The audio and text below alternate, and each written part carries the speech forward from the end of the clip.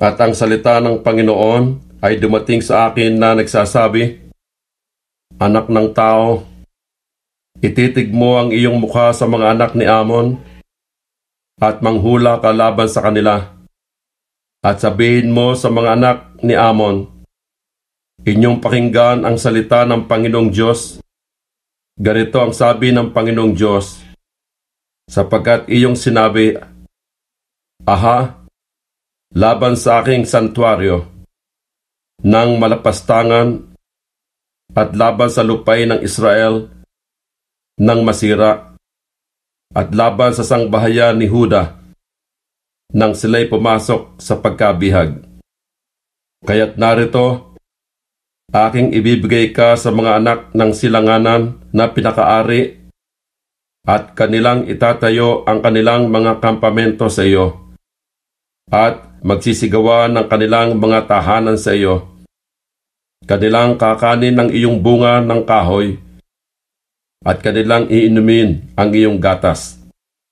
At aking gagawin ang Raba na pinakasilungan ng mga kamelyo at ang mga anak ni Amon na pinakapahingahang dako ng mga kawan.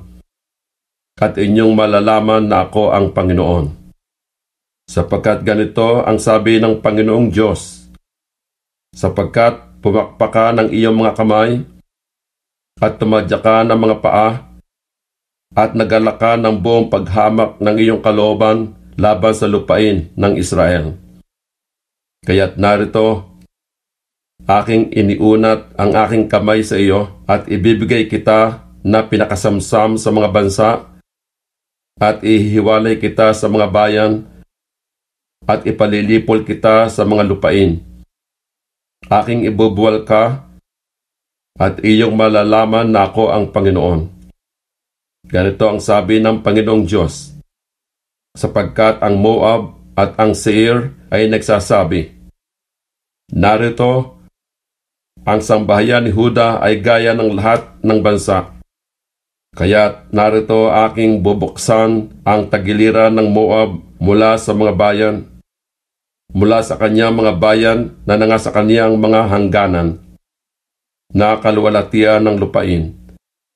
Ang Bet Hesimoth, ang Baal Meon, at ang Kiriatim, hanggang sa mga anak ng silanganan, upang magsiparoon laban sa mga anak ni Amon. At aking ibibigay sa kanila na pinakaari, upang ang mga anak ni Amon ay huwag nang mangag-alaala sa gitna ng mga bansa. At ako'y maglalapat ng kahatulan sa Moab, at kanilang malalaman na ako ang Panginoon. Ganito ang sabi ng Panginoong Diyos, sapagkat ang Edom ay gumawa ng laban sa sangbahayan ni Huda sa paghihiganti, at nagalit na mainam at nanghiganti sa kanila. Kaya't ganito ang sabi ng Panginoong Diyos, aking iuunat ang aking kamay laban sa Edom, at aking ihiwalay ang tao at hayop doon, at aking gagawing sira mula sa Teman hanggang sa Dedan nga ay mabubuwal sila sa pamagitan ng tabak. At aking isasagawa ang aking paghihiganti sa Edom sa pamagitan ng kamay ng aking bayang Israel. At kanilang gagawin sa Edom ang ayon sa aking galit at ayon sa aking kapusukan.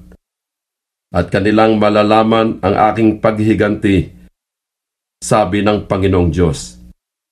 Ganito ang sabi ng Panginoong Diyos, sapagkat ang mga Filisteo ay gumawa ng paghihiganti at ng higanti na may kapuotan ng loob upang magpahamak ng pakipagkaalit na magpakailanman.